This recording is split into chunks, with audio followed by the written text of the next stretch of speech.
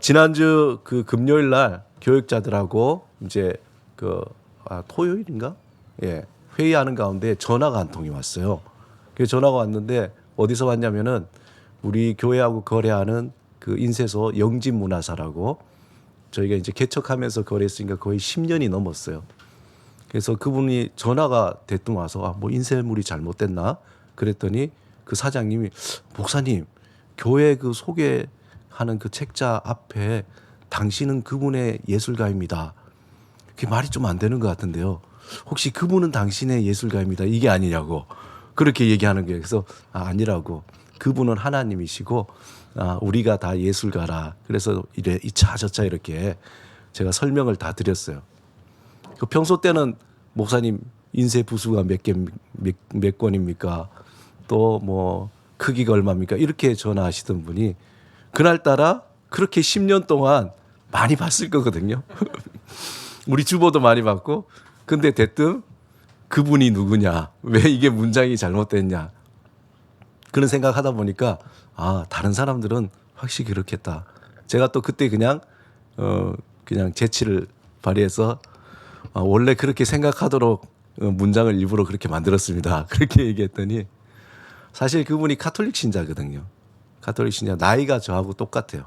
똑같고 최근에 이야기 들었는데 뭐 그동안 이제 얼마나 얘기를 많이 했겠어요. 가서 이런저런 개인적인 얘기도 하고 또 신앙적인 얘기도 하고 근데 최근에 갔더니 목사님 중학생 아들이 있는데 우리 아들이 신부가 되겠다고 본인이 그래서 한편으로는 집안적으로 굉장히 영광이고 또 한편으로는 걱정도 된다 그러더라고요. 근데 참 이번에 이제 처음으로 그분한테 우리 교회 이 모토에 대해서 전화로 짧지만 자세히 설명드렸습니다. 이번에 이제 끝나면은 야곱의 십자가 선물을 가져가서 한 번 더 자세히 설명을 좀 드리려고 합니다. 그러다 보니까 생각에 혹시 여러분들은 저 문장에 대해서 어떻게 생각하시는지 당신은 그분의 예술가입니다. 아마 얘기는 안 했는데 나도 그분처럼 그렇게 생각하고 있었지 않을까. 그분이 누군가 또 이 의미가 무엇인지 그래서 이 부분이 우리 교회 모토이기도 한데 다시 한번 잘 여러분에게 설명해야 되겠다라는 생각을 했습니다. 자, 옆 사람에게 이렇게 한번 인사 나누시기 바랍니다. 당신은 그분의 예술가입니다. 당신은 그분의 예술가입니다. 믿습니까? 저는 목사님 예술가가 아니고요. 그냥 가정주부예요. 저는 그냥 뭐 예술가가 아니라 그냥 보통 사람인데 왜 자꾸 저를 예술가로 만드시려고 하나. 당신은 그분의 예술가입니다라고 할 때에 그 하나님은 우리를 향해서 너는 내 예술가야 라고 얘기하시는 거거든요. 너는 내 예술가야. 그 이유는 첫 번째 하나님 바로 그분이 예술가이시기 때문에 그렇습니다. 우리가 잘 알듯이 창세기 1장 1절에 태초에 하나님이 천지를 창조하시니라 하고 그 영어에 보면은 In the beginning God created the heaven and the earth 이렇게 돼 있잖아요. The earth 돼 있는데 태초에 하나님이 하신 일이 창조하셨잖아요. 하늘과 땅을 만드시고 산과 들을 물고기를 그리고 마지막에 인간을 창조하셨잖아요. 찬송가 79장에 보면 주 하나님 지으신 모든 세계 그래서 이 모든 세계를 한번 보세요. 허투루 만들어진 게 있나? 산을 보시고 강을 보시고 하늘을 보시고 저기 보세요. 눈 내리는 저 장면들. 눈 내릴 때, 비 올 때, 가을에 그 깊은 가을에 그 단풍이 질 때 예술 작품 아닙니까?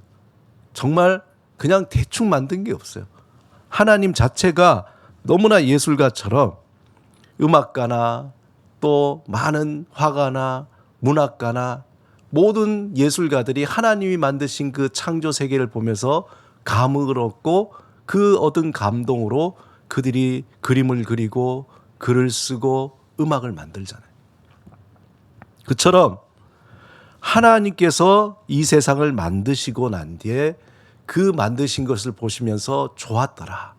마치 화가가 그 작품을 다 완성하고 난 뒤에 야 정말 좋다 하듯이 하나님 그 자체가 예술가라는 거예요.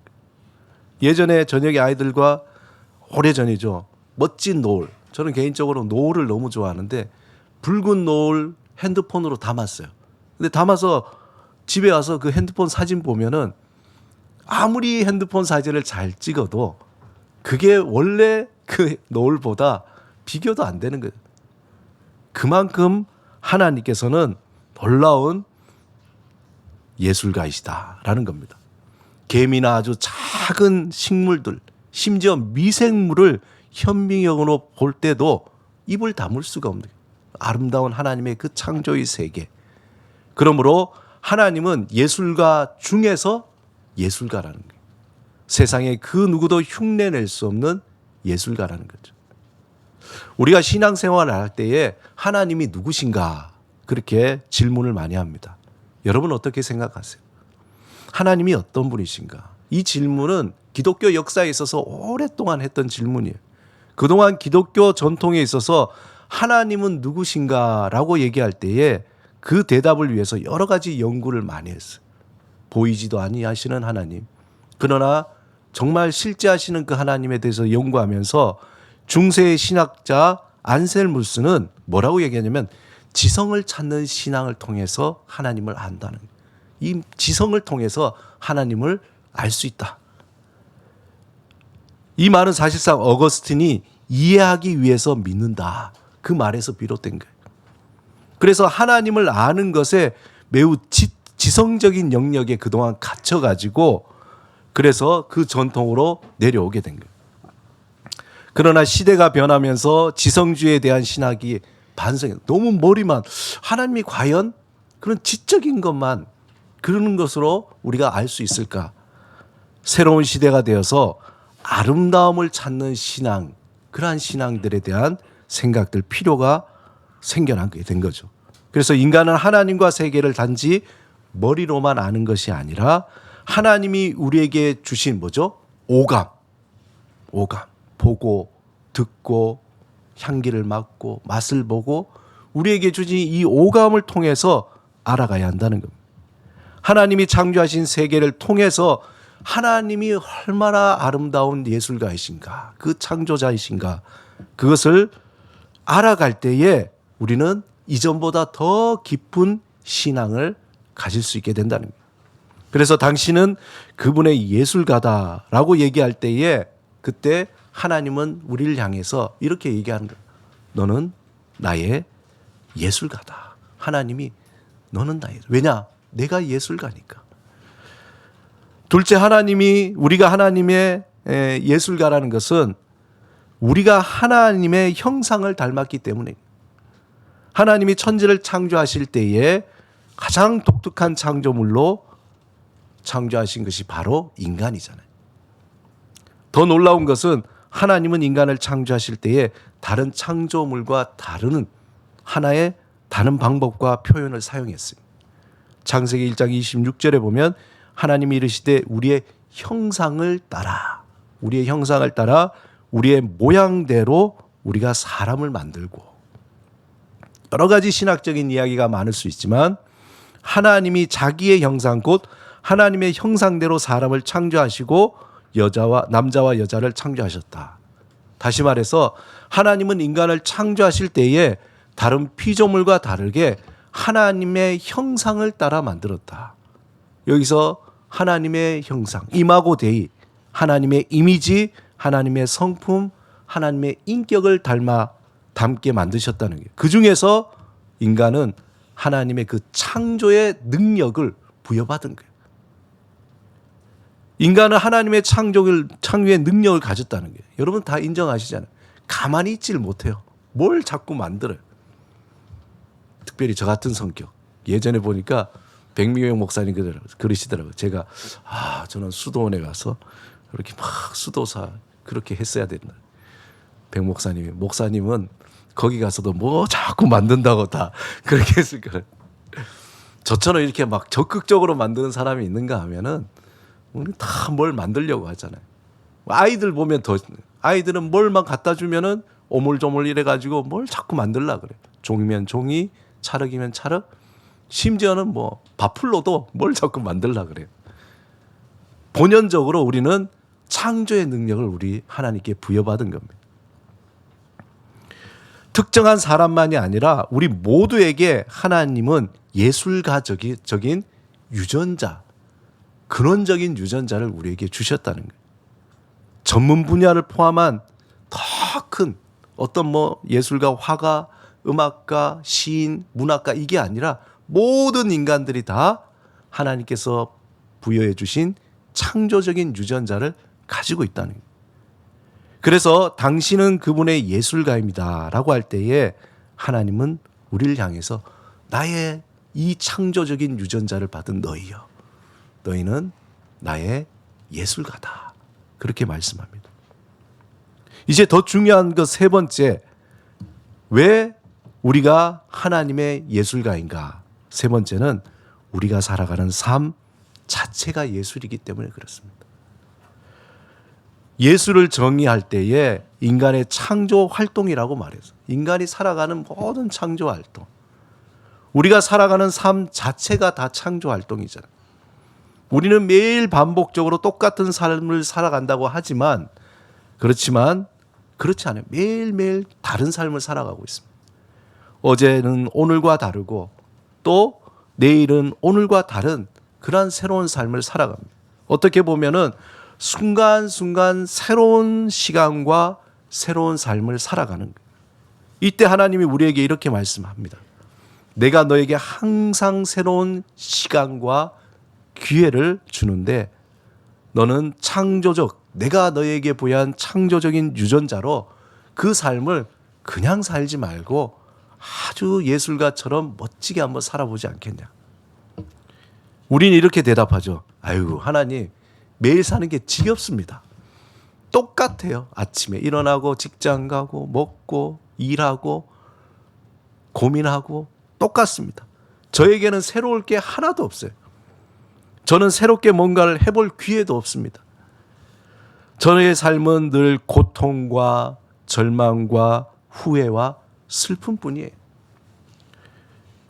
이것을 또 이기고 살아가면서도 너무나 힘든데 뭘 또 저에게 요구하십니까? 학생 같으면 학교에 숙제도 많고 또 수업도 지겹고 뭐 할 일이 너무 많아요. 직장인들도 마찬가지죠. 우리의 삶이 예술이긴커녕 너무나 무거운 짐이요, 고해죠. 날마다 고통의 바닷속에서 살아가는, 항상 새로울 것이 없는 민민한 시간이라는 거예요. 이런 우리를 하나님이 죄에 빠진 우리 안에 창조의 능력이 있음을 알지 못하는 우리에게 그것을 일깨우시기 위해서 예수 그리스도께서 이 땅에 오신 거예요. 우리를 구원하시되 이렇게 민민하게 살아가는 우리를 깨우셔서 아니야, 우리의 삶은 새롭고 날마다 새롭고 정말 예술가적인 그런 삶을 살 수 있어. 하나님은 우리가 예수 안에 있는 생명과 빛을 통해서 우리 안에 잠자고 있는 창조의 능력, 예술가의 유전자를 깨우시기를 원하시는 거예요. 하나님은 우리의 그 창조의 능력, 예술가의 유전자를 통해서 우리가 살아가는 모든 삶이 하나님의 아름답고 풍성한 예술 작품이 되기를 기대하고 있는 거예요. 하나님이 우리를 이 땅에 보내실 때 그저 매일 반복하고 먹고 자고 이렇게 살라고, 그리고 후회와 절망과 낙심 속에 살아가거나 아니면은 세상의 얄팍한 재미나 기쁨을 쫓아 살아가면서 이 인생을 졸작으로 만들도록 우리를 이 땅에 보내지 않으셨다는 거예요. 그렇다고 세상에 더 많은 물질과 더 큰 권력과 더 높은 명예만을 위해서 모든 것을 거기에 다 쏟아붓고 정신없이 살아가도록 또 이 땅에 우리를 보내신 것은 아니라는 겁니다. 하나님은 우리의 인생이 나만이 만들 수 있는 인생 작품을 만들도록 우리에게 우리의 인생이라는 기회를 주신 겁니다. 그 속에는 고통이라는 물감이 있고 슬픔과 아픔이라는 곡조도 있습니다. 때로는 사랑과 소망이라는 시도 있습니다. 파란색과 빨간색이 섞이면 예쁜 보라색을 만들듯이 인생의 모든 순간이 서로 섞이면서 예쁜 아주 아름다운 색을, 나만의 색을 만들어가는 거죠. 그 모든 것이 진정 아름다운 작품으로 남기 위해서 가장 중요한 아주 묘약의 색이 있습니다. 그 색만 들어가면은 이제 모든 것들이 새롭게 바뀌는데, 그것이 예수 안에서 있는 생명의 빛깔이라는 거예요. 그 빛깔이 없으면 모든 것이 다 그루밍해지고 다 어두워지고 다 졸자고나 남지만, 우리의 그 인생이 모아져서 색깔을 만들면서 그 예수 그리스도 안에 있는 생명의 그 빛, 그 색깔이 더해질 때에 그 죽어있던 색깔들이 살아나기 시작합니다. 제가 개척을 준비하면서 어떤 교회가 되었으면 좋을지 고민하는 가운데 쓴 글이 있는데, 뭐 저쪽에도 있습니다만은 우리 교회 미화 십자가 교회는, 그러면서 쓴 글 중에 지금도 돌아보면 하나님이 저에게 주신 생각이구나, 그런 생각을 많이 하게 됩니다. 그 중에 이런 부분이 있습니다. 하나님이 우리에게 주신 인생의 무대에서 진정한 나를 발견하고 한 폭의 그림을 그리듯 나만의 작품에 최선을 다합니다. 하나님께서 우리에게 주신 이 인생 속에서 정말 우리만이 가질 수 있는 그 작품을 만들도록 우리를 이 땅에 보내주셨다는 거예요. 이 문장이 당신은 그분의 예술가입니다 라는 의미를 잘 포함하고 있다는 겁니다. 사랑하는 여러분, 하나님이 우리를 너는 나의 예술가다, 당신은 그분의 예술가입니다 부르는 것은 우리가 살아가는 삶 자체가 예술이기 때문에 그렇습니다. 우리가 살아간다는 것은 그리 쉽지 않죠. 녹록하지 않습니다. 끊임없는 고통과 문제가 우리의 발목을 잡고 놓아주지 않습니다. 때로는 배신감으로, 때로는 홀로 남겨졌다는 느낌 때문에 잠을 이룰 수 없을 때가 있습니다. 우리는 그 치열한 삶을 살아가면서 이제는 좀 끝났으면 좋겠다, 좀 쉬었으면 좋겠다, 그런 바람이지만 가슴을 쥐어짜고 싶을 때가 얼마나 많이 있습니다. 자녀의 문제로, 남편의 문제로, 경제적인 문제로 우리에게 눌려지는 그 중압감, 우리가 살아가야 한다는 어떤 그 삶의 중압감 때문에 마치 내 목을 누가 발로 꽉 밟고 있는 듯한 고통의 시간을 보낼 때가 있습니다. 그러나 우리의 창조주 되시며 예술가 되시며 생명과 빛이 되신 예수님을 내 마음에 모시고 살아갈 때에 그 안에서 그 모든 것들이 죽어가는 것이 아니라 하나씩 하나씩 그 색깔들을 바라면서 모든 것이 새롭게 변화되어 그 어떤 누구도 흉내낼 수 없는 아름다운 작품으로 남겨지게 된 겁니다. 오늘 우리가 함께 읽은 본문 3절 4절에 이렇게 되어 있습니다. 만물이 그로 말미암아 지은 바 되었으니 지은 것이 하나도 그가 없이는 된 것이 없느니라. 그 안에 생명이 있었으니 그 생명은 사람들의 빛이라. 우리는 하나님의 예술가입니다. 길이요 진리요 생명이신 예수 그리스도 안에서 그 부활의 소망을 통해서 하나님의 예술가로서 날마다 당당히 살아가시기 바랍니다. 인생의 희로애락이라는 물감으로 자신만의 아름다운 작품을 만들어 보시기 바랍니다. 인생의 마지막 때에 하나님이 세상을 창조하시기 하고 난 뒤에 보시기에 좋았더라 하신 그 말씀처럼 우리가 그 하나님 앞에 서서 하나님이 주신 그 인생 속에 참 힘들었습니다. 험악한 세월이었습니다. 그러나 주님께서 주신 그 생명의 빛으로 제가 한 땀 한 땀 그렇게 주어진 삶을 이렇게 만들어 봤습니다. 하나님 어떠세요? 그렇게 물으실 때에 하나님이 수고했다. 정말 멋진 작품이야. 그 작품이 크거나 작거나 그 색깔이 화려하거나 단순한 게 상관이 없이 너 정말 작품을 잘 만들었구나. 내가 보기에 좋다 칭찬하는 그런 여러분만의 작품을 만드시며 살아가시는 그분의 예술가로 살아가시기를 주님의 이름으로 축원드립니다. 우리 말씀을 생각하시면서 함께 잠시 침묵으로 기도드리겠습니다. 당신은 그분의 예술가입니다. 하나님께서 날마다 우리에게 말씀하십니다. 오늘은 이런 재료를 줄게. 오늘은 이런 음료를 줄게. 오늘은 이러한 감동을 줄게. 하나님, 날마다 일상 속에서 우리에게 주시는 그 수많은 재료를 통해 아름다운 작품을 만들고 싶습니다. 성령님 도와주시고 우리에게 힘을 주시고 우리에게 그 빛을 비춰주옵소서. 오늘 말씀을 생각하시면서 하나님의 그 음성을 다시 한번 듣도록 하겠습니다. 기도드리겠습니다.